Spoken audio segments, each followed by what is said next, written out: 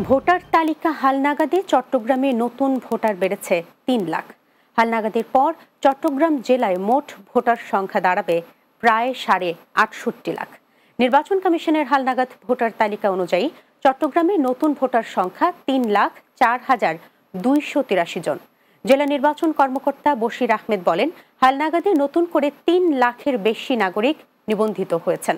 তাদের মধ্যে যারা ১৮ বছরের নিচে তারা ভোটদানে যোগ্য হবে না। যাদের বয়স ১৮ বছরের বেশি তারা ২০২৬ সালের নির্বাচনে ভোটদানে যোগ্য হবেন। চট্টগ্রামে আজ ২৯ মিলিমিটার বৃষ্টিপাত রেকর্ড করেছে আবহাওয়া অফিসের আমবাগান কেন্দ্র। একই সময়ে পতেঙ্গায় রেকর্ড হয়েছে ১৪ মিলিমিটার বৃষ্টিপাত। বিষয়টি নিশ্চিত করেছেন পতেঙ্গা আবহাওয়া অফিসের পূর্বাভাস কর্মকর্তা মোহাম্মদ ইসমাইল ভূঁইয়া। তিনি জানান, পতেঙ্গার চেয়ে মূল নগর এলাকায় বেশি বৃষ্টিপাত হয়েছে।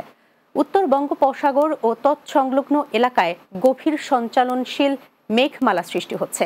উত্তর বঙ্গোপসাগর, বাংলাদেশের উপকূলীয় এলাকা এবং সমুদ্র বন্দরগুলোর উপর দিয়ে ঝোড়ো হাওয়া বয়ে যেতে পারে। এই অবস্থায় চট্টগ্রাম, কক্সবাজার, মোংলা ও পায়রা সমুদ্র বন্দরকে ৩ নম্বর স্থানীয় সতর্কতা সংকেত দেখাতে বলা হয়েছে।